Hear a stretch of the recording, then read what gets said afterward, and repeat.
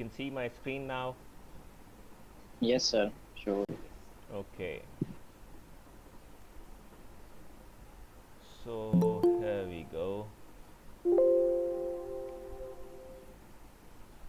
तो आज हम बात करेंगे organising code with functions.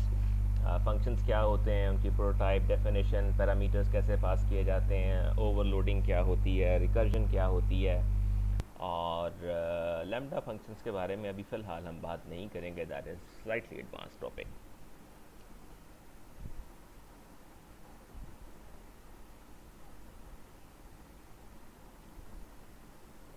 Okay जी, सबसे पहले तो why do we need functions. ये आपके सामने एक छोटा सा प्रोग्राम लिखा हुआ है जो एरिया ऑफ अ सर्कल और circumference of a circle calculate करता है, ठीक है। If we just demonstrate it as well as we go on, तो दिस इज लाइक दिस। तो ये एक प्रोग्राम है जिसमें आप रेडियस एंटर करते हैं सी इन के ज़रिए, और फिर ये एरिया कैलकुलेट करता है पाई आर स्क्वायर, और उसके बाद ये सर्कमफेरेंस कैलकुलेट करता है 2 pi r, right. So if we give it radius, say 2, it will calculate both area and circumference. Okay. अब हमारा सवाल ये था कि हमें फंक्शंस की ज़रूरत क्यों है। यही चीज़ अगर हमें फ़र्ज़ करें कि एक बड़े प्रोग्राम के पैकेज के तौर पे मल्टीपल टाइम्स करनी हो, रिपीटेडली करनी हो, तो क्या हम ये कोड बार बार लिख रहे होंगे। हम प्रेफर करेंगे कि हम इस पीस ऑफ कोड को एक अलग चंक के तौर पर लिख लें, और जब हमें ज़रूरत पड़े तो उस चंक को हम इस्तेमाल कर सकें, बजाय इसके कि हम ये कोड दोबारा दोबारा लिखें, right. So if we need to calculate area and circumference multiple times in our programs, we would prefer कि instead of repeating the code, हम इस कोड को एक ब्लॉक ऑफ कोड के तौर पे अलग जगह पे प्लेस कर लें और उस ब्लॉक ऑफ कोड को सिर्फ इस्तेमाल करते रहें, बजाय इसके कि इस पीस ऑफ कोड को बार बार लिखें। फिर ये कि ये जो एरिया कैलकुलेट करना या सर्कमफेरेंस कैलकुलेट करना तो रिलेटिवली एक सिंपल काम है। अगर आपको रिलेटिवली बड़े काम इम्प्लीमेंट करने हैं तो उनको रिपीटेडली इम्प्लीमेंट करना और ज़्यादा ओवरहेड लगता है हमें।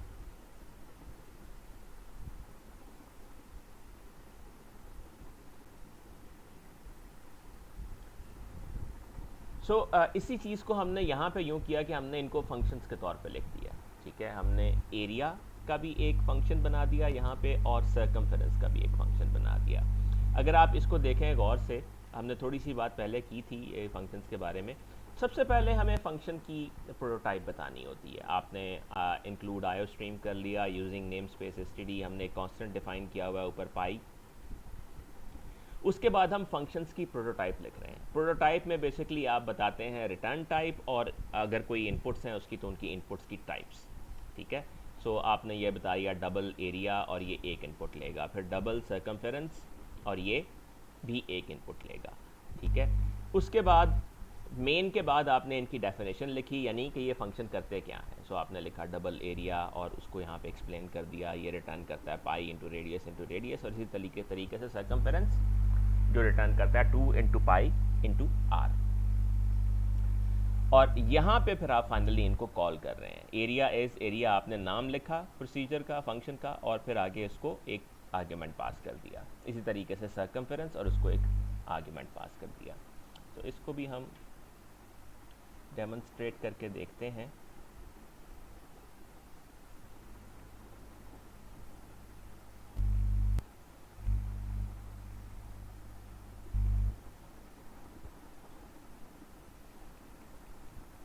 So again it asks area from radius from us, and it tells us the area as well as circumference, ठीक है।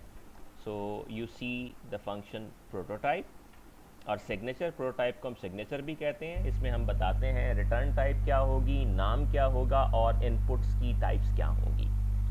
फिर मेन के बाद हमने इनको डिफाइन किया है, उसमें भी हमने रिटर्न टाइप, नाम, और जो वो पैरामीटर ले रहे हैं वो, और फिर जो काम वो कर रहे हैं वो एक पीस ऑफ एक ब्लॉक ऑफ स्टेटमेंट्स के तौर पे आपने इम्प्लीमेंट कर दिया, और यहाँ पे आप इनको कॉल कर रहे हैं। तो फंक्शंस के अतबार से तीन चीज़ें हमारे सामने आई। एक फंक्शन की प्रोटोटाइप या सिग्नेचर, जो हम मेन से ऊपर लिख रहे हैं, दूसरा फंक्शन की इम्प्लीमेंटेशन या डेफिनेशन जो हम मेन के बाद यहाँ पे लिख रहे हैं, और तीसरी चीज़ कॉलिंग द फंक्शन, जहाँ हमें ज़रूरत है तो हम उसको कॉल करते हैं, तो बाय नेम और आर्ग्यूमेंट पास करके हम उसको कॉल कर लेते हैं and it does the work for us. So अब यहाँ देखिए एरिया इज, आपने सी आउट स्टेटमेंट के अंदर ही इसे कॉल किया हुआ है, तो ये जहाँ से जो वैल्यू रिटर्न करता है वो वैल्यू यहाँ पे प्रिंट हो जाती है, और सिमिलरली जो सर्कमफेरेंस वैल्यू रिटर्न करता है वो सर्कमफेरेंस की जगह पे प्रिंट हो जाती है। So it gives us this privilege कि हम कोड को एक बार लिखते हैं और उसको कहीं भी इस्तेमाल कर सकते हैं, और हमारा कोड इसके नतीजे के तौर पर ज़्यादा ऑर्गेनाइज भी हो जाता है। तो अगेन पहले हम इसकी फंक्शन की प्रोटाइप को देखते हैं। Also called the signature of the function, declared before main and tells what a function is called, the inputs it takes and the return type. जैसे इस केस में जो हमारा एरिया फंक्शन है, इसकी रिटर्न टाइप है डबल। आप इन type रख सकते हैं, फ्लोट रख सकते हैं, डबल रख सकते हैं, what ever suits your situation. So this is the data type of the value that this function area will return. Then area is the name of the function. हमने ये बात पहले भी कही थी कि फंक्शन का नाम रखने के रूल्स भी आमतौर पे वही होते हैं जो कि वेरिएबल का नाम रखने के होते हैं, तो ये नाम भी आपको खुद चूज़ करना होता है। और फिर अगली चीज़ है list of inputs. Inputs zero भी हो सकती हैं और मल्टीपल भी हो सकती हैं, राइट। और इनपुट्स जब हम बताते हैं तो इनपुट्स की टाइप बताना ज़रूरी होता है, नाम लिखना ज़रूरी नहीं होता। यानी अगर आप इसको डबल एरिया डबल भी लिख दें तो that would work, right. It isn't necessary कि आप यहाँ नाम भी मेंशन करें, but most often we prefer to write the name as well, तो हम यहाँ नाम लिख देते हैं, लेकिन ये ज़रूरी नहीं होता। आपको रिटर्न टाइप, नेम और टाइप्स ऑफ द पैरामीटर्स, अगर मल्टीपल हैं तो आप कॉमा डाल के मल्टीपल पैरामीटर्स जो है वो यहाँ पे मेंशन कर सकते हैं। फिर हमने कहा कि दूसरी चीज़ उसकी फंक्शन की डेफिनेशन है, जो कि बताती है कि फंक्शन असल में करता क्या है। तो जो हमारा ये एरिया फंक्शन है जो कि डबल रिटर्न करता है और एक इनपुट लेता है, तो यहाँ हम बता रहे हैं कि ये ब्लॉक ऑफ कोड यहाँ पे हम लिख रहे हैं जिसके अंदर एक ही लाइन है इसके अंदर कि ये पाई को रेडियस से 2 बार मल्टीप्लाई करके रिटर्न कर देता है। So it has one input radius which receives the radius value of radius as argument from the caller. जब जहाँ से इस फंक्शन को कॉल किया जाएगा वहाँ से जो आर्ग्यूमेंट पास किया जाएगा वो इस रेडियस वेरिएबल के अंदर आ जाएगा, और फिर हम ये कैलकुलेट करेंगे, ये रिटर्न करेगा। चूँकि इसने कहा है कि इसके सिग्नेचर में लिखा हुआ है कि डबल वैल्यू रिटर्न करेगा, तो ये रिटर्न कर रहा है यहाँ से, और ये ब्लॉक ऑफ कोड आपको नज़र आ रहा है which is enclosed in curly brackets. And the last thing is obviously calling the function with the arguments, ठीक है। तो हमने जो फंक्शन की कॉल थी उसको सी आउट स्टेटमेंट के अंदर ही कॉल किया हुआ है। हम ऐसा भी कर सकते हैं कि कोई एक वेरिएबल डिफाइन करें और उसको असाइन कर दें इस फंक्शन कॉल को, तो जो रिटर्न करेगा ये वैल्यू उस वेरिएबल में आ जाएगा और हम उस वेरिएबल को प्रिंट कर देंगे। लेकिन इस केस में हम सिंपली डायरेक्टली इसको सी आउट के अंदर ही यूज़ कर रहे हैं, तो इसकी वैल्यू यहाँ पे आ जाएगी, राइट। सो कॉल के अंदर आप देखें, आप रिटर्न टाइप नहीं लिखते, आप सिंपली फंक्शन का नाम लिखते हैं और जो वैल्यू उसको पास करनी है, यहाँ पे आपने टाइप नहीं लिखी। रेडियस जाहिर है आपके मेन प्रोग्राम के अंदर एक वेरिएबल होगा, जो भी टाइप होगी उसकी it should be of double type, और वो यहाँ पे आप पास कर देंगे। So it the call starts with the name and it receives the argument, right. जब आप कॉल कर रहे होते हैं फंक्शन को, तो जो यहाँ पे पास करते हैं उसको हम आर्ग्यूमेंट कहते हैं, जबकि जो फंक्शन की डेफिनेशन है उसमें जाके ये वेरिएबल जहाँ कॉपी होते हैं उनको हम पैरामीटर्स कहते हैं। So these are called arguments which is 1 in this case, and this is called parameter. So the argument gets copied into this parameter, right? So this is an example जिसमें हमने ये एक एग्जाम्पल है जिसमें हम multiple parameters एक function को पास कर रहे हैं। मिसाल के तौर पे यहाँ पे हमारे पास एक फंक्शन है एरिया का, तो अगर हमें मिसाल के तौर पे रेक्टेंगल का एरिया कैलकुलेट करना है तो it will require 2 parameters. Rectangle का एरिया लेंथ इनटू विड्थ होता है, तो हम इसको लेंथ भी पास कर रहे हैं और विड्थ भी पास कर रहे हैं, ठीक है। और यहाँ अगर आप इसकी डेफिनेशन देखें तो लेंथ और विड्थ दोनों पास की हैं। सो हमने यहाँ एक वेरिएबल डिफाइन किया एरिया के नाम से, लेंथ इनटू विड्थ की मल्टीप्लिकेशन उसको असाइन कर दिया और एरिया को हमने रिटर्न कर दिया। और यहाँ पे कॉल के अंदर भी हम रेक्ट एरिया और फिर लेंथ विड्थ उसको पास कर रहे हैं। So we just take a demo of this as well.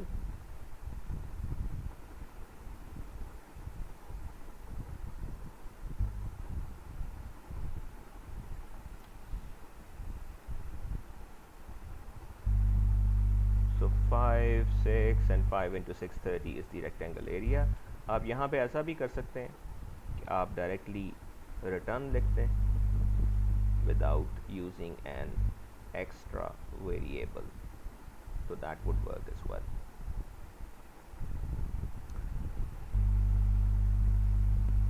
So I think things are pretty plain and simple so far. कोई सवाल है अभी तक आपका तो बताइए.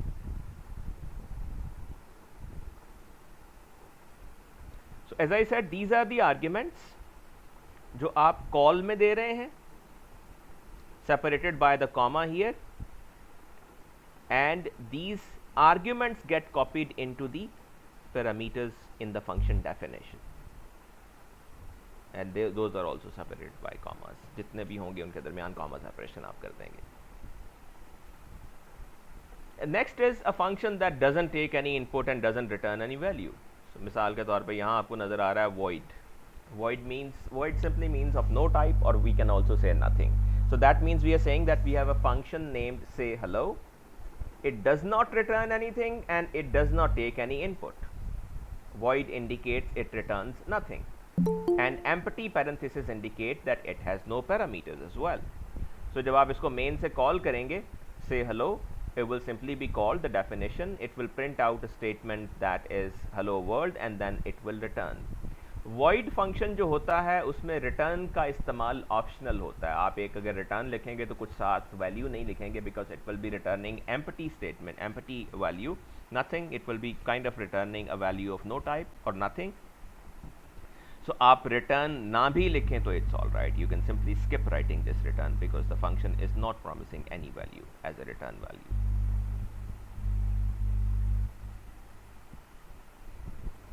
Everybody is okay so far? किसी का कोई सवाल है तो please go ahead.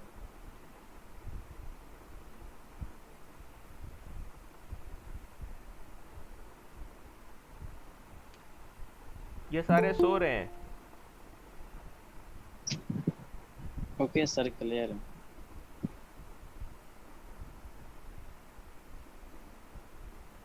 Okay. Then we also have the option to give default values to the parameters. मिसाल के तौर पे circle area requires the value of pi which is declared as constant. Pi की value हमने आम तौर पे constant declare की हुई होती है. But there can be a situation where depending on your situation आप ये चाहें कि आप pi की value पे ज़रा ज़्यादा बेहतर control रखें. मिसाल के तौर पे अगर हम पाई की वैल्यू को 3.14 डिक्लेयर कर देते हैं और आपको अपनी कैलकुलेशन में ज़्यादा एक्यूरेट कैलकुलेशन करनी है और आप कहते हैं कि नहीं पाई की वैल्यू मैं तो 3.1416 something like that 6-7 levels of accuracy पे जाके देना चाहता हूँ, तो हमारे पास ये ऑप्शन हो सकती है कि हम उसकी एक डिफ़ॉल्ट वैल्यू भी स्पेसिफाई कर दें और यूज़र को भी ये चॉइस दे दें कि अगर वो चाहे तो वो उस डिफ़ॉल्ट वैल्यू को ओवरराइड कर सकता है, अपनी पसंद की वैल्यू भी दे सकता है उसके अंदर. तो इस सूरत में हमारे पास डिफ़ॉल्ट वैल्यूज़ की ऑप्शन होती है. हम क्या करते हैं कि फंक्शन के सिग्नेचर में मिसाल के तौर पे अब डबल एरिया जो हमारा फंक्शन था जो बेसिकली ये एक इनपुट ले रहा था रेडियस, हम ये करते हैं कि उसको 2 इनपुट्स दे देते हैं. एक तो रेडियस, दूसरा हमने पाई दे दिया, लेकिन पाई की वैल्यू जो है वो हमने साथ स्पेसिफाई कर दी इसके अंदर. आप देखिए तो रेडियस की वैल्यू तो वो जो आर्ग्यूमेंट पास किया जाएगा वहाँ से आएगी, लेकिन पाई के केस में हमने क्या किया कि फंक्शन की सिग्नेचर के अंदर, फंक्शन की प्रोटोटाइप के अंदर ही हमने पाई को एक वैल्यू असाइन कर दी है. So we have said that pi is equal to 3.14. इसका मतलब क्या है? इसका मतलब ये है कि यूज़र के पास ये चॉइस होगी कि वो अगर पाई की वैल्यू देना चाहे, फंक्शन को पास करना चाहे तो वो पास कर सकता है. उस सूरत में जो वैल्यू वो पास करेगा वही पाई के अंदर आ जाएगी. लेकिन अगर यूज़र चाहे तो वो इसको अवॉइड भी कर सकता है. यूज़र अगर पाई की वैल्यू पास नहीं करता तो फिर ये डिफ़ॉल्ट वैल्यू यूज़ हो जाएगी, right.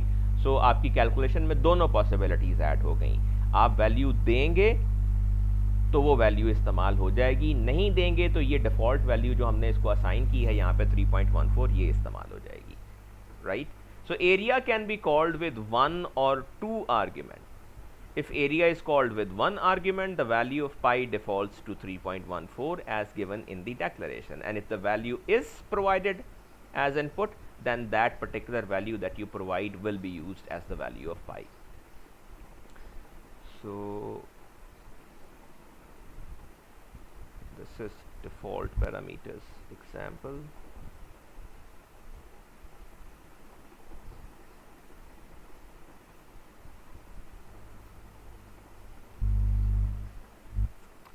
So you see that this is a function with default parameter indicated double pi is equal to 3.14.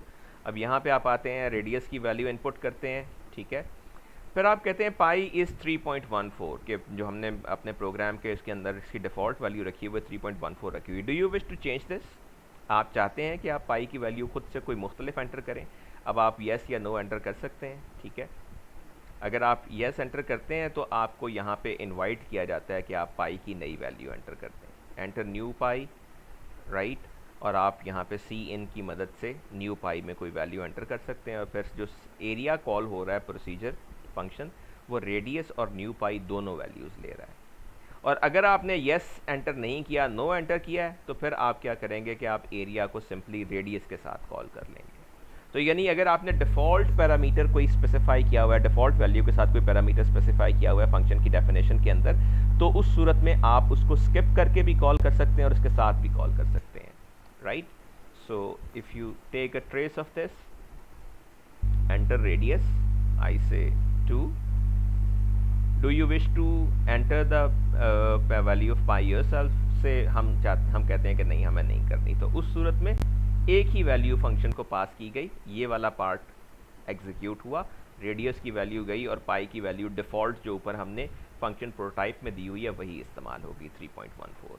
इसकी बजाय अगर हम इसको दोबारा एग्जीक्यूट करें और हम ये कहें कि हम पाई की वैल्यू देना चाहते हैं, वी से यस एंड 3.1416 सपोज हम कहते हैं जी हम इसको ज़्यादा एक्यूरेट करेंगे, तो हमारे पास वो कैलकुलेशन में भी रिफ्लेक्ट हो जाएगा.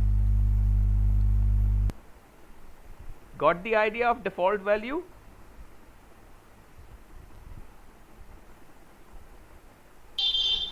Yes, sir. Okay, next thing is recursion. ये करके recursion के बारे में आपने पहले सुना हुआ है? No, sir. Okay, recursion is when a function calls itself.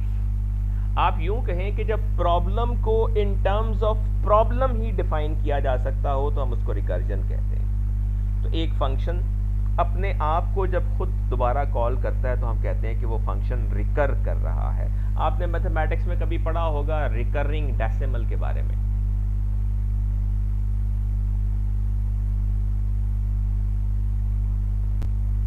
Have you?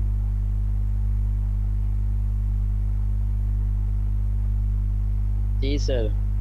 Recurring decimal होता है जब फॉर एग्जांपल आप कभी कभी डिवीजन करते हैं तो उसका जवाब रिपीट होने लग जाता है. 3.1467676767 सो ऑन, वो 67 ही आता रहता है, राइट. तो आप कहते हैं कि ये जो 67 वाला पार्ट है ये रिकरिंग है, यानी ये बार बार अकर करेगा और ये कंटिन्यूसली अकर करता रहेगा. सो जब एक फंक्शन अपने आप को ही खुद कॉल कर लेता है तो हम उसको रिकर्जन कहते हैं. Now it is useful when a problem is defined in terms of सब प्रॉब्लम्स. मिसाल के तौर पे आपको पता है कि फैक्टोरियल आप कैसे कैलकुलेट करते हैं. अगर आपको 4 का फैक्टोरियल कैलकुलेट करना है तो आपको पता है कि वो 4 ज़रब 3 ज़रब 2 ज़रब 1 है, ठीक है. अब इसी प्रॉब्लम को हम यूं भी डिफाइन कर सकते हैं. हम कहते हैं जी अगर आपको 4 का फैक्टोरियल कैलकुलेट करना है तो इसका मतलब ये है कि आप 4 ज़रब 3 का फैक्टोरियल कैलकुलेट करना है. अच्छा, यहाँ फिर दोबारा हमें फैक्टोरियल कैलकुलेट करना है तो फिर हमें क्या करना पड़ेगा कि 3 का फैक्टोरियल निकालना पड़ेगा. तो हम ये कहेंगे कि अच्छा अगर आपको 3 का फैक्टोरियल निकालना है तो आप यूँ करें कि 3 को ज़रब दे दें 2 के फैक्टोरियल से.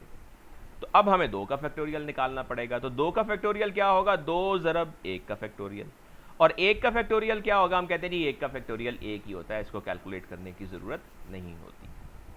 सो यहाँ अगर आप देखें, मिसाल के तौर पे मेरा कोई फंक्शन है फैक्टोरियल, मैं उसको कहता हूँ जी 4 का फैक्टोरियल कैलकुलेट कर दे. तो वो कहता है जी ठीक है, 4 का फैक्टोरियल कैलकुलेट करने का मतलब ये है कि मैं 4 ज़रब 3 का फैक्टोरियल निकाल लूँ. तो अब ये फैक्टोरियल अपने आप को दोबारा कॉल कर रहा है विद स्मॉलर इनपुट. फिर जब ये 3 की बारी आती है वो कहता है अच्छा 3 का निकालना है तो इसका मतलब है 3 ज़रब 2 का फैक्टोरियल निकाल लूँ. अब वो दोबारा अपने आप को 2 के साथ कॉल कर रहा है. तो ये जो इनपुट आपने दी थी वो वैल्यू आहिस्ता आहिस्ता कम होती जा रही है. 4 से 3 हुई, 3 से 2 हो गई. फिर 2 पे आके वो कहेगा अच्छा इसका मतलब है 2 को मैं ज़रब दे दूँ 1 के फैक्टोरियल से. उसने मज़ीद इसको छोटा कर दिया इनपुट को। फिर एक पे आके उसको पता चला अच्छा एक का मतलब ये है कि ये तो बेस केस है और इसको कैलकुलेट करने की ज़रूरत नहीं है, एक का फैक्टोरियल एक ही होता है, राइट। सो इन जनरल हम ये कह सकते हैं कि किसी भी नंबर n का फैक्टोरियल बराबर होगा n ज़रब factorial of n minus one. जैसे 4 है तो 4 ज़रब फैक्टोरियल ऑफ 3, 3 है तो 3 ज़रब फैक्टोरियल ऑफ 2, 2 है तो 2 into factorial of 1 and so on. तो हम कह सकते हैं कि n का factorial is equal to n into factorial of n minus one. इसी तरीके से लास्ट टाइम हमने एग्जांपल फाइबोनैक्सी सीरीज की देखी थी। तो फाइबोनैक्सी सीरीज में भी हमने कहा था कि हर नेक्स्ट टर्म पिछली दो टर्म्स का सम होती है। तो हम कह सकते हैं कि Fibonacci of n would be equal to Fibonacci of n minus one plus Fibonacci of n minus two. तो फाइबोनैक्सी को भी रिकर्सिवली डिफाइन किया जा सकता है जैसे हमने फैक्टोरियल को डिफाइन किया। सो हम ये कहेंगे that there are 3 basic conditions for recursion to work with functions. एक, it must have a base case. Base case को हम टर्मिनल कंडीशन भी कहते हैं। मिसाल के तौर पे जब आपको फैक्टोरियल निकालना है तो आप मुसलसल उसमें डिक्रीमेंट करते करते छोटी वैल्यूज़ की तरफ मूव कर रहे हैं, और जब आप एक पे आते हैं तो आप कहते हैं एक पे बस काम ख़त्म कर दें, एक का फैक्टोरियल निकालने की ज़रूरत नहीं है, एक का फैक्टोरियल एक ही होता है। तो ये हमारा बेस केस कहलाएगा, ये हमारी रिकर्जन की टर्मिनल कंडीशन भी कहलाएगी।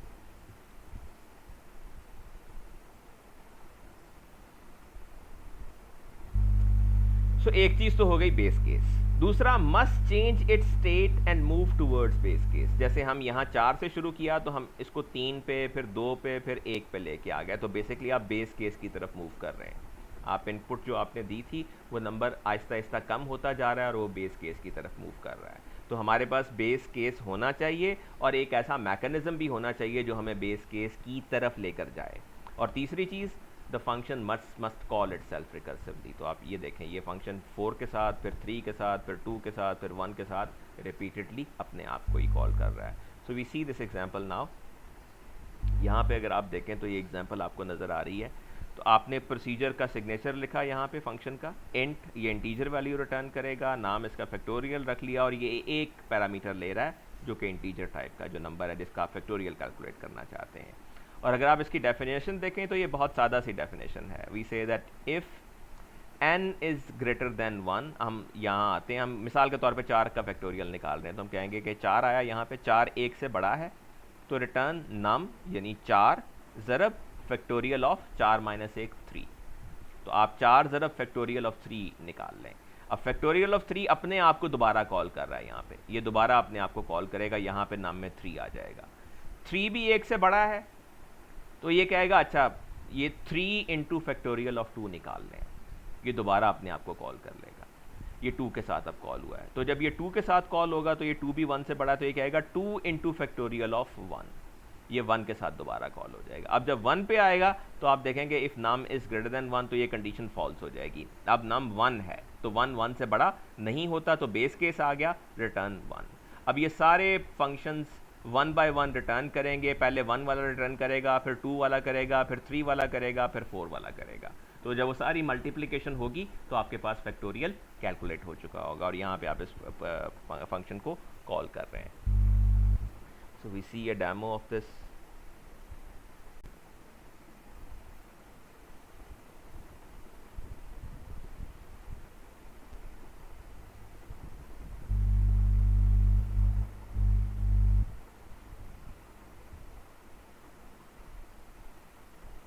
So say we want to find the factorial of 5, that will be 5 into 4 into 3 into 2 into 1, 120, right?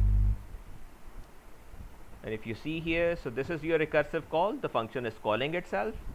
This is moving towards base case. num -1 आप हर बार जब num में एक की कमी करते हैं तो 4 से 3, 3 से 2, 2 से 1 हो जाता है वो, तो आप बेस केस की तरफ मूव कर रहे हैं, और ये आपका बेस केस है जब आपकी इनपुट का साइज़ 1 से बड़ा नहीं रहता तो आप 1 रिटर्न कर देते हैं, जहां आपकी रिकर्जन ख़त्म हो जाती है। Any question about this? Anything that you didn't understand?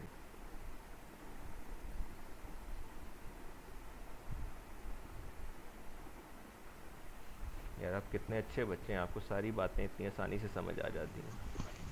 Sir शरीफ हैं सारे, कोई नहीं बोलता। नहीं चलें, शराफत तो चलें, अच्छी बात है, शराफत तो अच्छा वस्फ है, लेकिन बेसिकली आप कॉम्पिटेंट भी हैं सारे माशाल्लाह। दिस इज़ एन सर एक एग्जांपल ऑफ। बात है पूछना। जी जी। सर ये रिटर्न जीरो रिटर्न वन, हाँ हाँ। ये इधर रिटर्न वन की जगह पे रिटर्न जीरो कर सकते हैं कि नहीं? यहाँ पे जी सर। नहीं बेटा, ज़ीरो तो नहीं कर सकते, क्योंकि वन का फैक्टोरियल वन होता है, ज़ीरो तो नहीं होता। अगर आप ज़ीरो कर देंगे तो हर चीज़ ज़ीरो से मल्टीप्लाई होकर ज़ीरो हो जाएगी। सर ये दूसरा इंटीजर मेन है जो, जी जी। उसकी बॉडी में रिटर्न जीरो लिखा हुआ है। अच्छा, मेन के अंदर, तो मेन के अंदर असल में ना जो ज़ीरो वन आप बिल्कुल रिटर्न कर सकते हैं। अब बेसिकली देखिए, जो मेन के अंदर आप वैल्यू रिटर्न कर रहे हैं वो बज़ाहिर आपके प्रोग्राम के फंक्शनैलिटी के साथ कोई ख़ास डीलिंग नहीं कर रही। ये जो रिटर्न हो रहा है ज़ीरो, पहली बात ये कि किसके पास जा रही है ये वैल्यू, तो ये वैल्यू जा रही होती है ऑपरेटिंग सिस्टम के पास, क्योंकि आपका प्रोग्राम यहाँ ख़त्म हो रहा है तो कंट्रोल वापस ऑपरेटिंग सिस्टम के पास जा रहा होता है। अच्छा, ज़ीरो का अमूमी मतलब जो ऑपरेटिंग सिस्टम्स लेते हैं वो होता है सक्सेस, कि प्रोग्राम नॉर्मली टर्मिनेट हुआ है, प्रोग्राम की एग्जीक्यूशन में कोई एरर नहीं आया, राइट। सो ज़ीरो के ज़रिए आप ऑपरेटिंग सिस्टम को ये बता रहे होते हैं कि प्रोग्राम की एग्जीक्यूशन और टर्मिनेशन नॉर्मल हुई है, अब नॉर्मल नहीं हुई, राइट। सो आप वैसे आप फाइन ग्रेन कोड्स डिफाइन कर सकते हैं। आम तौर पे आप अगर जनरल एरर इंडिकेट करना चाहें तो आम तौर पे -1 से किया जाता है। -1 रिटर्न करें तो इसका मतलब ये है कि there was some kind of error, लेकिन आप रिटर्न कर सकते हैं 1, there should be no problem. Okay sir. Okay sir. Okay, so this is the example of Fibonacci. Fibonacci में बेसिकली आप क्या करते हैं, आप अगर इस केस को देखें तो रिटर्न गेट फाइबोनेक्सी नंबर, फाइबोनेक्सी ऑफ -1 और फाइबोनेक्सी इंडेक्स -2, दो का सम करके इसको रिटर्न करते हैं। तो इसका trace I will leave it to you, इसको आप खुद ट्रेस करके अंडरस्टैंड करने की कोशिश करेंगे। Okay, next is it is possible to use multiple return statement in the function. हम एक फंक्शन में मल्टीपल रिटर्न स्टेटमेंट्स का इस्तेमाल कर सकते हैं। मिसाल के तौर पे यहाँ देखें अगर, तो हमने एक प्रोसीजर डिफाइन किया है, query and calculate. Query and calculate procedure के अंदर आप कहते हैं enter the radius, radius enter करते हैं, आप एरिया कैलकुलेट करके प्रिंट कर देते हैं। फिर आप यूज़र को प्रॉम्प्ट करते हैं, do you wish to calculate circumference, आप सर्कमफेरेंस भी कैलकुलेट करना चाहते हैं, राइट। और अगर वो इसमें चॉइस अपनी एंटर करता है, ठीक है, अगर वो चॉइस एंटर करता है कि नहीं, तो आप सिंपली रिटर्न कर देते हैं। रिटर्न आप पता है ये वॉइड फंक्शन है, इसने वैल्यू तो कोई रिटर्न नहीं करनी, सिंपली रिटर्न का मतलब ये है कि फंक्शन मज़ीद कोई काम आगे नहीं करेगा। लेकिन अगर वो एन एंटर नहीं करता तो आप सर्कमफेरेंस भी, यानी वो सर्कमफेरेंस अगर आप कैलकुलेट करना चाहते हैं तो आप सर्कमफेरेंस भी कैलकुलेट करेंगे और यहाँ जाकर रिटर्न कर देंगे, right. So this is simply a demonstration of using the return statement at multiple locations in a function. Accordingly आपका फंक्शन जो है ये डिसाइड कर सकता है कि उसको कब कहाँ कैसे रिटर्न करना है। So we take a demo run of this as well. So you see this is the function query and calculate. और एक चीज़ और आप नोटिस करेंगे कि ये फंक्शन जो है ये हमने मेन से पहले लिखा है, और इस फंक्शन को लिखते हुए हमने जो इसकी फंक्शन की प्रोटोटाइप थी वो नहीं लिखी। तो आपके पास ये चॉइस होती है कि अगर आप पूरा फंक्शन उसकी डेफिनेशन मेन से पहले लिखते हैं तो फिर आपको अलग प्रोटोटाइप लिखने की ज़रूरत नहीं है। प्रोटोटाइप की ज़रूरत उस वक्त होती है जब आप फंक्शन की डेफिनेशन मेन के बाद लिखते हैं, लेकिन अगर आप फंक्शन की डेफिनेशन मेन से पहले लिख देते हैं तो फिर आपको प्रोटोटाइप लिखने की ज़रूरत नहीं होती।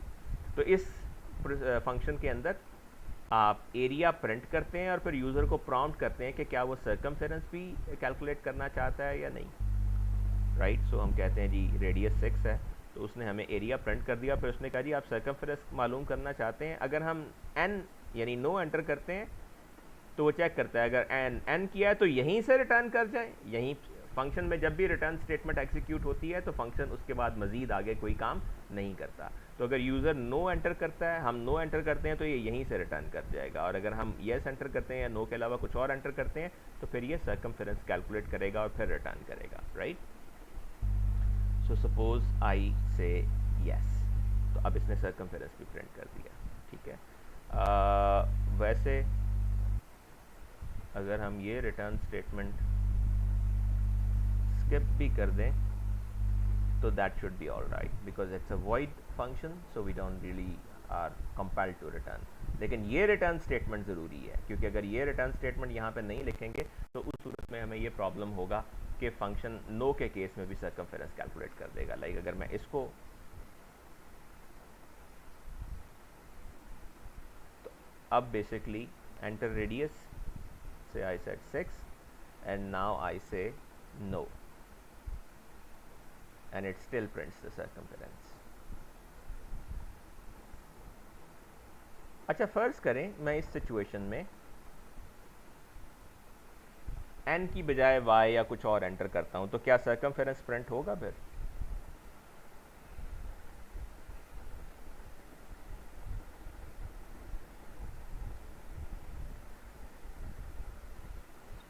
नहीं होगा सर जी। नहीं होगा, करके देखें। Yes sir. So it didn't do anything. अब बेसिकली हुआ क्या, आपको मालूम है कि इफ स्टेटमेंट जो है अगर आप उसके साथ ब्रैकेट्स का इस्तेमाल नहीं करते तो एक स्टेटमेंट उसके स्कोप में होती है, जो भी नेक्स्ट स्टेटमेंट है वो उसके स्कोप में होगी। आपने स्कोप उसका जो है वो खुद तय करना होता है, ठीक है। अब ये स्टेटमेंट जो है ये बुनियादी तौर पे इफ़ का पार्ट समझी जाएगी। अगर आप ऐसा ना करते, ये रिटर्न स्टेटमेंट यहाँ पे लिखी होती तो फिर ये रिटर्न इसका पार्ट समझी जाती, लेकिन चूंकि रिटर्न स्टेटमेंट इसका पार्ट नहीं है तो अब ये वाली स्टेटमेंट इसके स्कोप में आ गई। तो ये भी एक आपको साइड इफेक्ट इसका यहाँ पे नज़र आ रहा है। ओके जी, but this just demonstrate that there can be multiple returns in a single function. So you see those return statements here. Next is that we can overload the functions. हम functions को overload कर सकते हैं। Do you know what is overloading?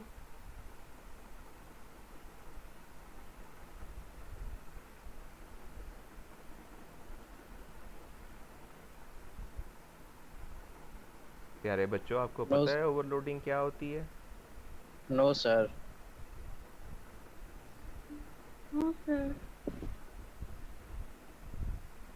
Okay, चलिए।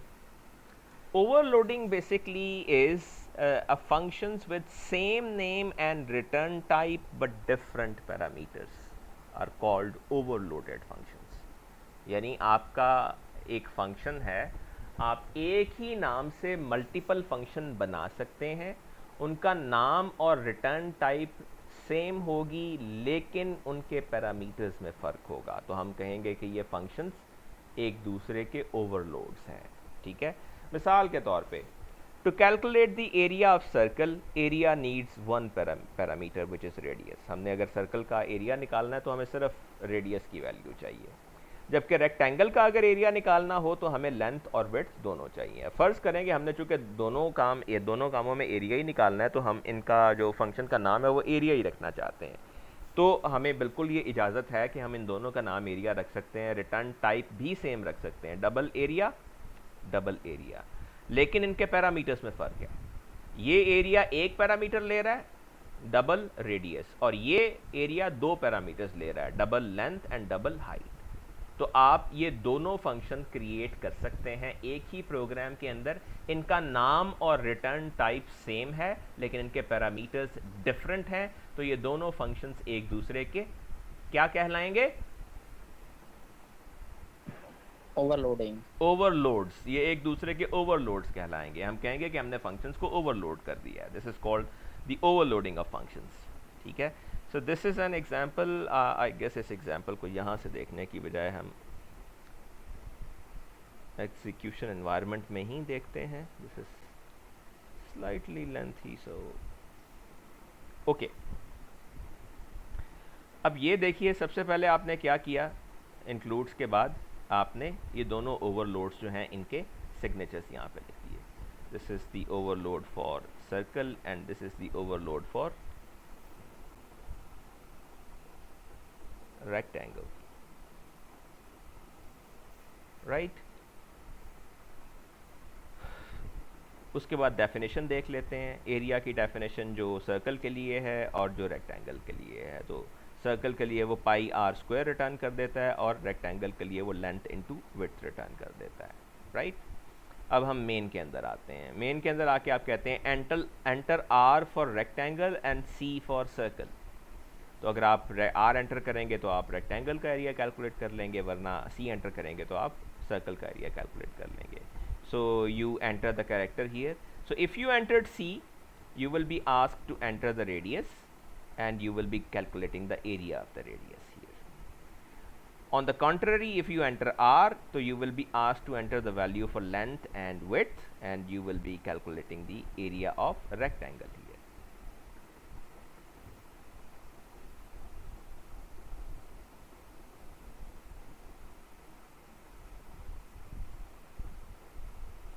Let me just update it here.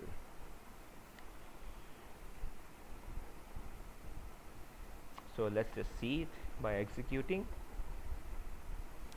So we first go with circle. It says radius enter कीजिए, तो radius उसने radius की मदद से एरिया निकाल दिया। अब अगर हम इसे कहें r, तो ये कहता है लेंथ एंटर करें और विड्थ एंटर करें और ये एरिया ऑफ रेक्टेंगल निकाल देता है। Any confusion in this code? No, sir. No, sir. Okay, good.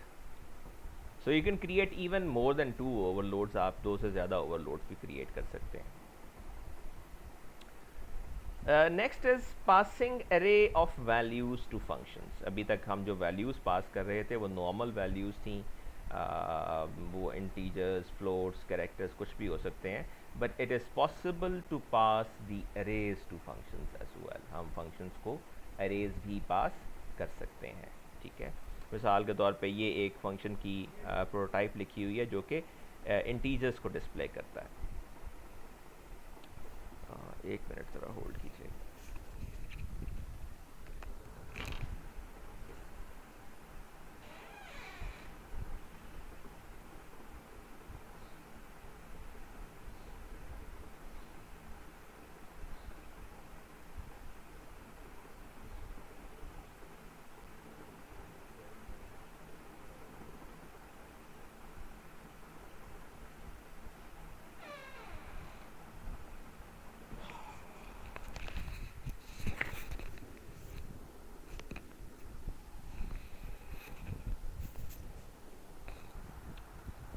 Okay G, so we have the prototype for this function display integers. It is taking as input 2 parameters. One is the array, it specifies the data being input is an array, and second, जब आप array पास करेंगे तो array की bounds को observe करने के लिए आप generally उसका size भी पास करेंगे। मिसाल के तौर पे अगर ये जो array है इसमें 10 elements हैं तो आप यहाँ पे 10 पास कर रहे होंगे, that the length of the array is 10। तो जब भी आप array पास करेंगे functions को, generally आप उसका size भी साथ बताएंगे, क्योंकि आपको bound checking उस size ही की मदद से पता चलेगा कि इस array का size क्या है, वरना आप size उसका वैसे नहीं जान सकते, राइट।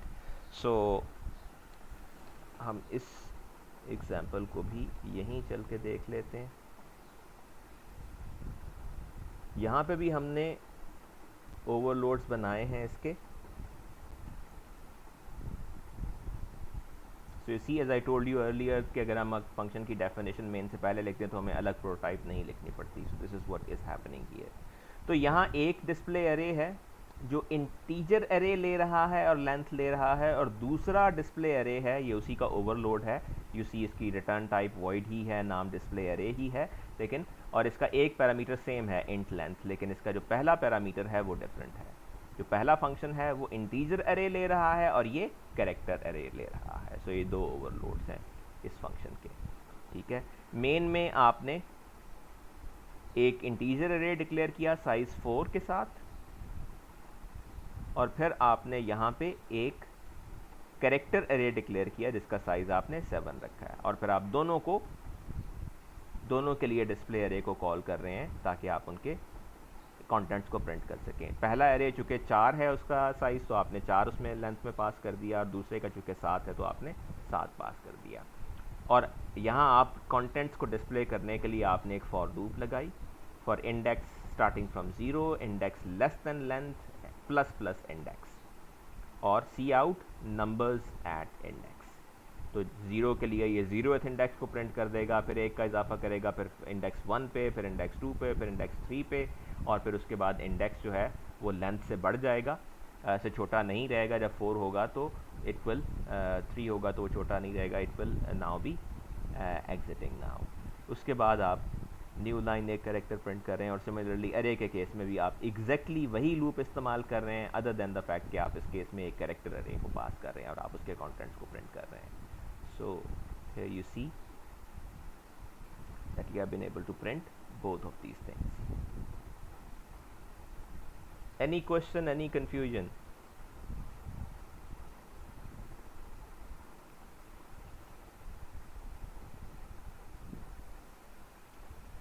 सब ठीक है?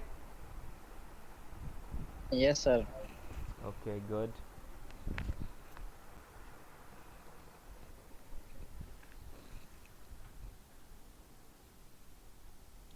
Okay, next is passing argument by reference. हमारे यहाँ तो यार लाइट चली गई है, so I'm running without it. So passing argument by reference. Consider this implementation of area function. Area function अभी हमने एक लिखा था जिसमें हम सर्कल का एरिया कैलकुलेट कर रहे थे। सर्कल का एरिया के लिए हम रेडियस पास करते हैं और वो pi into R square return कर देता है, ठीक है। When we call this function, we simply pass radius as the argument. अच्छा, अब होता क्या है जब आप इसको रेडियस पास करते हैं एज आर्ग्यूमेंट, तो ये रेडियस जो है ये फंक्शन की डेफिनेशन के अंदर जाकर इस रेडियस के अंदर कॉपी हो जाता है, राइट। ये रेडियस जो यहाँ पे है और ये रेडियस, ये दोनों मुख्तलिफ हैं। आप इनके नाम मुख्तलिफ भी रख सकते हैं, यहाँ पे आप रेडियस की बजाय कोई और नाम रख दें, it's all right, right? So this is the argument from the caller and this is the parameter where the value of this argument is copied, ठीक है। तो जनरली जब आप फंक्शन कॉल करते हैं तो उसमें जो वैल्यूज़ होती हैं वो असल में कॉपी होती हैं। आप फर्ज करें कि अगर हम इसकी एक रैम में डिपिक्शन पेंट करें तो वो यूँ होगा कि मेन के अंदर एक रेडियस वेरिएबल है जो कि यहाँ पे है, ठीक है। ये हम फर्ज करें कि मेन का चंक शो कर रहे हैं जो मेन से कॉल हो रही है, ठीक है। जब आप इस फंक्शन को कॉल करते हैं, आपने मेन के अंदर एरिया को कॉल किया, जैसे आप यहाँ पे एरिया को कॉल कर रहे हैं, और ये जब कॉल होगा तो ये डेफिनेशन है जहाँ पे ये जाके एग्जीक्यूशन स्टार्ट करेगा। तो जो एरिया, जो रेडियस है, इसकी वैल्यू इसके अंदर कॉपी हो जाएगी। अगर आप इस वेरिएबल का नाम एज आई टोल्ड यू कुछ और भी रख दें तो that's all right, it doesn't really make any difference. आप इसका नाम आर रख दें सिर्फ, ठीक है। तो ये जो रेडियस की वैल्यू है ये इस आर के अंदर जाके कॉपी हो जाएगी। So this radius and this radius, or whatever the name is, are both different variables in memory. This variable is local to this function. ये variable जो है वो इस function के लिए local है, और ये variable जो है ये main के लिए local है। तो ये दोनों अलग अलग variable हैं। अगर आप इसके अंदर कोई तब्दीली करते हैं, इस रेडियस के अंदर कोई तब्दीली करते हैं, इसकी वैल्यू के अंदर कोई तब्दीली करते हैं, तो वो वैल्यू मेन में रिफ्लेक्ट नहीं होगी, वो चेंज मेन में रिफ्लेक्ट नहीं होगी, because this is a separate copy and this is a separate copy. Got the point? Yes sir. Sir अगर रेडियस बहुत वैल्यू की सेम हो जाती है, फिर सेम हो जाए मतलब अगर वैल्यू मेन वाले में भी और ऊपर वाला जो है नीचे वाला दोनों में सेम हो जाती है, कोई वैल्यू सेम दे देते हैं, फिर क्या इफेक्ट पड़ेगा? देखिए, बेसिकली जो ये रेडियस है इसमें वैल्यू आनी ही यहाँ से है, तो जो भी वैल्यू यहाँ पे होगी आप वो वैल्यू यहाँ पे कॉपी उसकी मिल रही होगी आपको। यहाँ 3 था तो यहाँ 3 ही आएगा। लेकिन अगर आप इस फंक्शन के अंदर रेडियस की वैल्यू में कोई तब्दीली कर देते हैं, इसको 4 कर देते हैं, तो वो 4 जो तब्दीली आपने यहाँ पे किया वो यहाँ पे रिफ्लेक्ट नहीं होगी। ओके सर, ठीक। सो ये जो वैल्यूज हैं इसको हम कहते हैं पास बाय वैल्यू, कि आप जब फंक्शन कॉल कर रहे हैं तो आप जो आर्ग्यूमेंट पास कर रहे हैं वो आर्ग्यूमेंट्स बाय वैल्यू पास हो रहे हैं। इसका मतलब ये है कि उनकी कॉपीज बन रही हैं दूसरे फंक्शन के अंदर लोकल कॉपीज जो उस फंक्शन के लिए लोकल हैं और उनमें की गई कोई भी तब्दीली मेन के अंदर रिफ्लेक्ट नहीं होगी। Okay yes sir. लेकिन फर्ज करें what if you want the change made in area be reflected in main. अगर आप मिसाल के तौर पे चाहते हैं कि आपने एरिया को कोई वैल्यू पास किया या वट एवर, तो आप एरिया के अंदर की गई, एरिया फंक्शन के अंदर किसी वेरिएबल में की गई तब्दीली को चाहते हैं कि मेन के अंदर भी रिफ्लेक्ट हो, तो फिर हम क्या कर सकते हैं? तो फिर हमारे पास ऑप्शन ये होती है कि हम पास बाय वैल्यू की बजाय रेफरेंस पास कर दें। Using this ampersand sign we see कि हम ये रेफरेंस कैसे पास करते हैं। तो ये एक एग्जांपल है आपके सामने, मैं इस एग्जांपल को पहले एग्जीक्यूट करता हूँ, फिर इसको हम यहाँ आके देखते हैं कि ये कैसे काम कर रही है।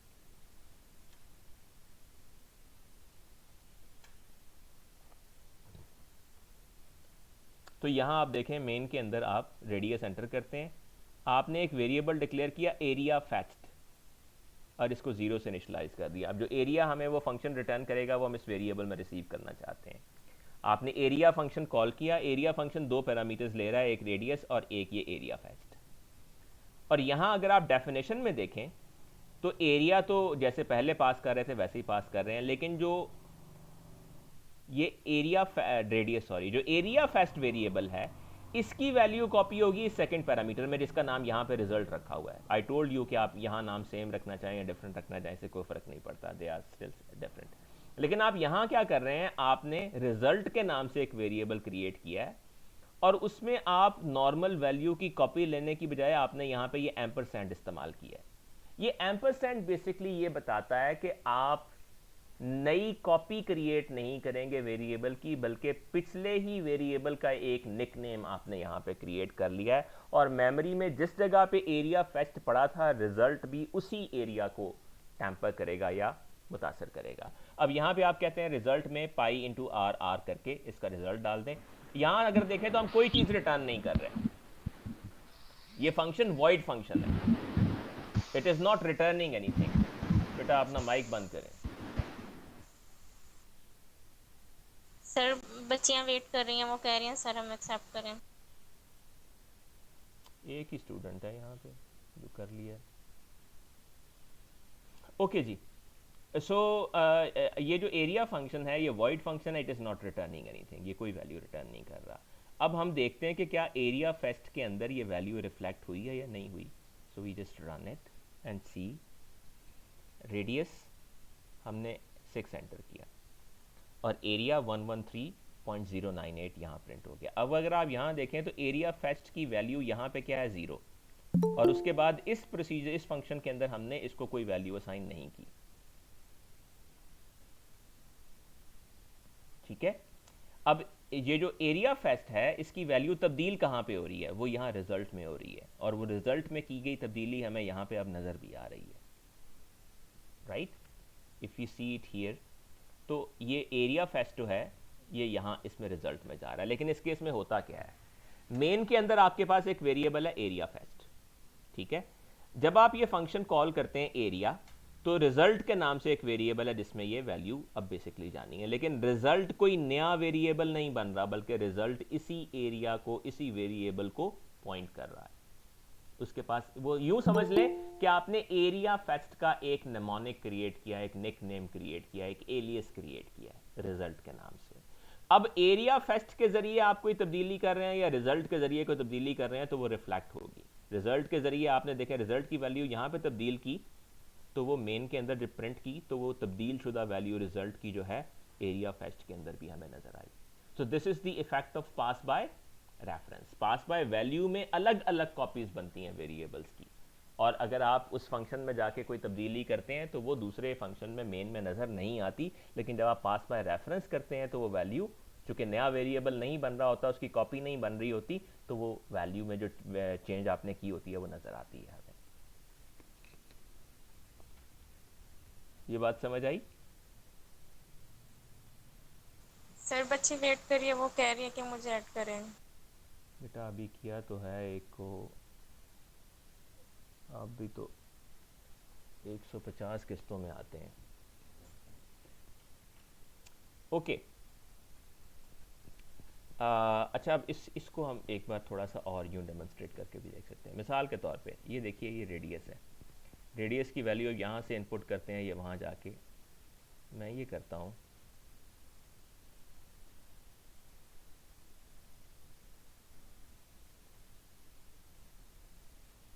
मैं इसी जगह पे रेडियस को प्रिंट करता हूँ। मैं कहता हूँ रेडियस इन मेन, और यहाँ पे मैं करता हूँ रेडियस की वैल्यू को चेंज करता हूँ, वट एवर दैट इज, और यहाँ पे रेडियस इन एरिया कर देता हूँ। Let's see this. अब मैं रेडियस की वैल्यू एंटर कर रहा हूँ 5, ठीक है। एरिया 10 प्रिंट हो गया, ठीक है, एरिया तो बाय रेफरेंस था। अब रेडियस की वैल्यू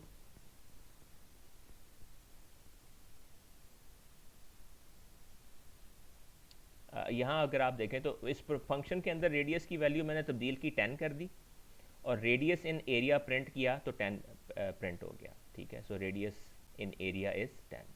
उसके बाद ये वैल्यू प्रिंट हुई, एरिया फेस्ट की, और फिर मैंने रेडियस इन मेन प्रिंट किया, इट इज़ स्टिल 5, राइट, चूँकि यहाँ मैंने इनपुट किया था 5। तो इसका मतलब ये है कि जो ये पैरामीटर था मेन, ये जो रेडियस था, ये रेडियस और ये रेडियस मुख्तलिफ हैं। अगर मैं इस रेडियस में कोई चेंज कर रहा हूँ तो वो इस रेडियस में नज़र नहीं आई, लेकिन ये नज़र आ सकती है अगर मैं इसको भी पास बाय रेफरेंस कर दूँ। अब मैंने यहाँ पे एम्परसेंट प्लेस कर दिया, now it is the reference. So now if I make any change that will be shown both. So यहाँ पे 10 किया मैंने इसको, radius in area is now 10 and the radius in main is also now 10। तो यहाँ अब जो मैंने चेंज की है वो चेंज यहाँ भी नज़र आ रही है, राइट। सो बाय रेफरेंस अगर आप पास कर रहे हैं तो वैल्यूज़ रिफ्लेक्ट होंगी, उनमें चेंजेस मेन में भी रिफ्लेक्ट होंगी। लेकिन अगर आप बाय वैल्यू कर रहे हैं, एम्परसेंट इस्तेमाल नहीं करते, तो फिर अलग वेरिएबल की कॉपी बन रही है और उसमें की गई तब्दीली दूसरी जगह पे नज़र नहीं आएगी। Got it? Yes sir. और ये एक तरीका है जिसके ज़रिए अगर आप मल्टीपल वैल्यूज़ रिटर्न करना चाहें तो कर सकते हैं। मिसाल के तौर पे वैसे तो जब आप रिटर्न स्टेटमेंट इस्तेमाल करते हैं तो उसके आगे कोई एक ही चीज़ लिख सकते हैं, एक ही वैल्यू रिटर्न कर सकते हैं। लेकिन अगर आप मल्टीपल वैल्यूज़ एक फंक्शन से रिटर्न करना चाहते हैं इम्प्लिसिटली, तो आप उनको बाय रेफरेंस पास कर सकते हैं। बाय रेफरेंस जितनी भी वैल्यूज़ पास करेंगे उनमें की गई तब्दीली मेन के अंदर नज़र आएगी।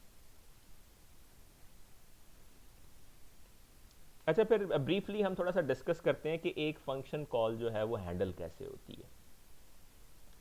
आप जानते हैं कोई भी प्रोग्राम जब उसकी एग्जीक्यूटेबल जनरेट होती है तो वो मेमोरी में किसी जगह पे स्टोर्ड होती है, रैम के अंदर, और रैम के अंदर हर लोकेशन का एक एड्रेस होता है। तो आपकी जो इंस्ट्रक्शंस हैं उन हर इंस्ट्रक्शन का अपना एक एड्रेस है, और वो आमतौर पर सीक्वेंशियल एड्रेसेस होते हैं। अच्छा, on a function call, control jumps to a new address where function instructions are located. आप जब मेन एग्जीक्यूट कर रहे हैं तो ये मेन जो है इसकी instructions one by one execute हो रही हैं। जब आती है फंक्शन कॉल तो फंक्शन डायरेक्टली इस मेन का पार्ट नहीं है, ये अलग जगह पे स्टोर्ड होता है। तो आप ये एड्रेस स्टोर कर लेते हैं अपने पास कि जी यहाँ हम अपनी अपनी एग्जीक्यूशन को रोक रहे हैं, और यहाँ से हम एक नई जगह पे जा रहे हैं, एक नए एड्रेस पे जा रहे हैं। उस नए एड्रेस पे जाके आप इस फंक्शन को एग्जीक्यूट करना शुरू कर देते हैं, और जब आपका ये फंक्शन एग्जीक्यूट हो जाता है तो फिर आप वापस वही एड्रेस आके ढूंढते हैं जहां आपने एग्जीक्यूशन छोड़ी थी, और यहां से फिर आप आगे कंटिन्यू कर लेते हैं, ठीक है। सो on a function call, controls jumps to a new address where the function instructions are located, and in that case the address of the current instruction in main is to be saved for later use, क्योंकि हमें main में जहाँ पे अपनी execution छोड़ेंगे function को execute करने के बाद फिर वहीं आके दोबारा अपनी एग्जीक्यूशन को आगे जारी रखना है। So once function call completes, control returns to the previously stored address. It continues execution from where it left off in main function. और आम तौर पे इसमें हमें जो एड्रेस स्टोर करना है और कुछ पैरामीटर पासिंग करनी है, इसके लिए जो हम डेटा स्ट्रक्चर इस्तेमाल करते हैं उसका नाम है स्टैक। स्टैक के बारे में शायद आपने अभी नहीं पढ़ा होगा। Do you know what a stack is?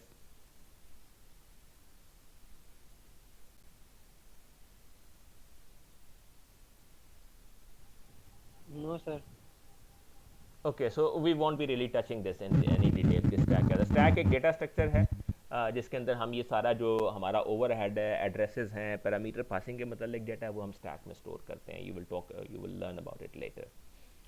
तो इसका मतलब ये है कि जब भी आप कोई फंक्शन कॉल करते हैं तो इसमें एक ओवरहेड इन्वॉल्व होता है। आपको करंट एड्रेस सेव करना है, नई लोकेशन पे जाके उस फंक्शन को एग्जीक्यूट करना है, उसके आर्ग्यूमेंट्स की कॉपी वहाँ पे मुहैया करनी है, फिर उसके बाद रिटर्न वैल्यू को लेके आना है और पुराना एड्रेस लेके फिर वहीं से एग्जीक्यूशन शुरू करनी है। तो इसमें एक सर्टन चेंज ओवर का ओवरहेड आता है।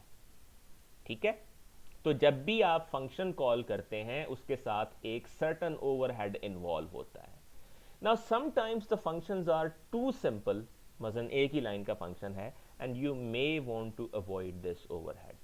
कभी कभी फंक्शन इतने छोटे होते हैं, उनमें एक ही लाइन होती है, मिसाल के तौर पे एक ही इंस्ट्रक्शन होती है, तो उसमें जब आप एड्रेस सेव करते हैं, पैरामीटर कॉपी करते हैं और फिर वापस आते हैं, तो उसमें जो ओवरहेड है वो जस्टिफाई नहीं करता कि आप एक फंक्शन कॉल को अफोर्ड करें। उस सूरत में हमारे पास एक ऑप्शन ये होती है कि हम फंक्शन जो हैं उनको इन लाइन डिक्लेयर कर सकते हैं।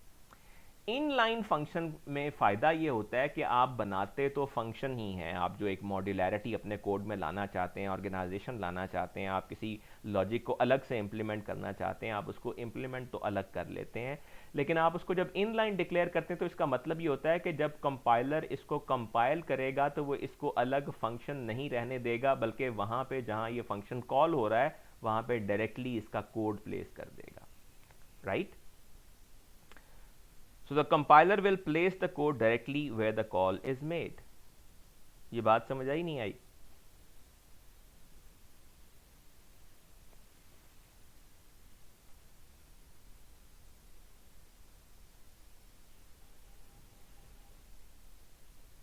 क्यों जी, ये बात समझ आई या नहीं आई इनलाइन फंक्शन की?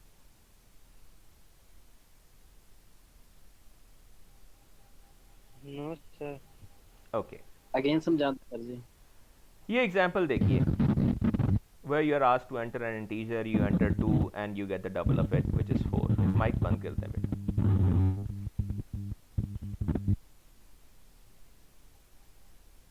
माइक बंद कर दें बेटा।